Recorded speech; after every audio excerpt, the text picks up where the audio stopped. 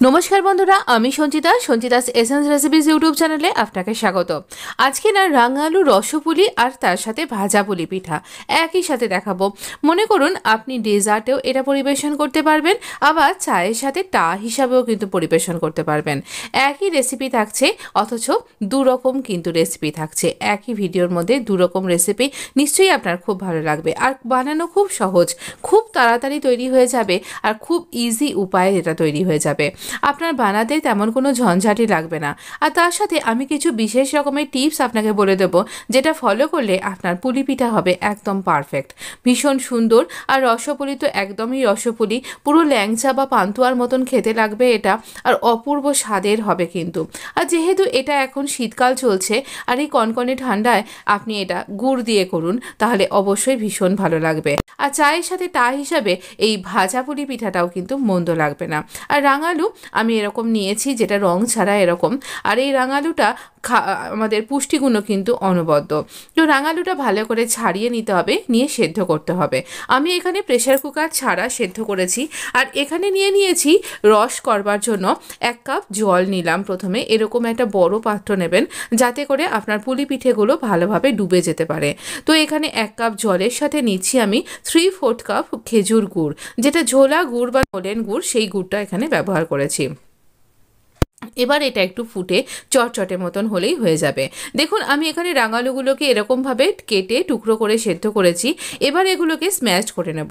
এগুলো খুব বেশি সেদ্ধ করবেন না, মানে বেশ সেদ্ধ হয়ে যাবে অথচ এটা ফেটে যাবে না। আর এটা জল থেকে তুলে রাখতে হবে, বেশি যেন জল শোক করে না নেয়। আমি এখানে 1 কাপ তো নিয়েছিলাম ময়দাটা, কিন্তু আমার লেগেছে 4 চা চামচ পর্যন্ত। তো এখানে খুব বেশি ময়দা দিয়ে এটা মাখবেন না, এটা একটু চটচটে টাইপের ডো তৈরি হবে। ডোটা একদম আটা বা লুচির মতন নরম মসৃণ ডো হবে না। তো এখানে আমি শুধুমাত্র এরকমভাবেই দিয়েছি একটুখানি কয়েক চামচ ময়দা, আর যাতে একটা সুন্দর বাইন্ডিং আসে তার জন্য। তাই জন্য এখানে তার সাথে আরেকটুখানি দিতে লাগবে, খুব সামান্য 1/2 চামচেরও কম দিয়েছি বেকিং পাউডার, যাতে করে এটা খুব ভালোভাবে বেক হয়, ভালোভাবে ভেতরটাও সেদ্ধ হয়ে যায় এই জন্য। তো দেখুন এখানে আমি কয়েকটা পোর্শন করে, একদম ছোট ছোট পোর্শন করবেন, কারণ এটা ভাজার পরে বেশ ফুলে যাবে। তো এরকম ছোট ছোট পোর্শন করে ভাগ করে রাখছি এই পুলির জন্য, এই ডোটা থেকে। তো এই রাঙালু দিয়ে খেতেও খুব ভালো লাগে, রাঙালু খাওয়াও খুব উপকার বাচ্চাদের বা সমস্ত মানুষেরই। তো দেখুন এইটুকুনি আমার ময়দা লেগেছে, যেটা আমি আপনাকে দেখিয়ে দিলাম। এরপরে অল্প একটু ঝুড়ো ময়দা লাগবে যখন আমরা এটা তৈরি করব। এবার আমরা হাতটা ভালো করে ধুয়ে নেব।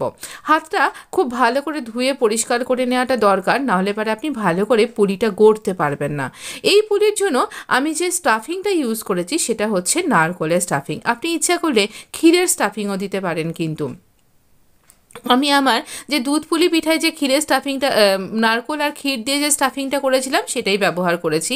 দেখুন এখানে হাতে একটুখানি ময়দা নিয়ে নিলাম, নিয়ে ভালো করে এরকম চ্যাপটা করে নিয়ে এই স্টাফিংটা ভরলাম, দিয়ে আবার দুটো দিক এরকম সরু করে ফোল্ড করে দিলাম, যেন ভালো করে ফোল্ড হয়ে যায়, যেন বন্ধ হয়ে যায়, সেটা খেয়াল রাখবেন। নালে পুলিটা ফেটে গেলে আপনার কিন্তু তেল ছিটকবে, এবং কিন্তু এটা আপনার তেলটাকেও নোংরা করে দেবে। আমার কিন্তু একটা পুলি পিঠেও ভেঙে যায়নি কিন্তু। তাই জন্য আমি বলছি খুব বেশি ময়দাও দেবেন না, আবার ময়দাটা এমনভাবে দেবেন যাতে করে এটা খুব ভালোভাবে বন্ধ হয়ে যায়, আর একটুও যেন ফাঁক না থাকে। তো দেখুন এরকম হাতটা একটু নোংরা হয়ে যাবে বটে, কিন্তু খাবারই তো জিনিস লেগেছে, অন্য কিছু তো লাগেনি। তো আবার আমরা পরিষ্কার করে নেব। তো দেখুন এরকমভাবে আমরা হাই ফ্লেমে এটা ভাজবো।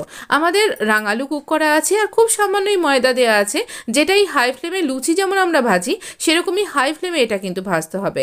খবরদার কিন্তু কম ফ্লেমে কিন্তু ভাজবেন না, তাহলে পুলিটা ফেটে যেতে পারে। তো এই দেখুন এটা সুন্দর লাল লাল করে ভাজা হয়ে যাবে কয়েক মিনিটের মধ্যেই।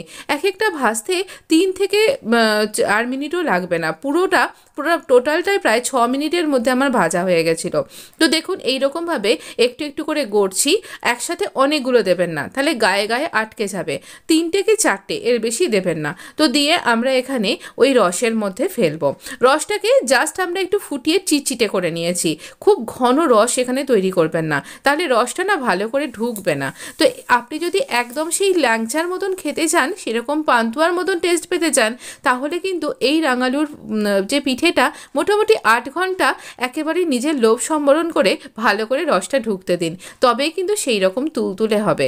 আর এটাকে এর মধ্যে দিয়ে আবার ফোটাতে যাবেন না, তাহলেও কিন্তু ঠিকঠাক আসবে না।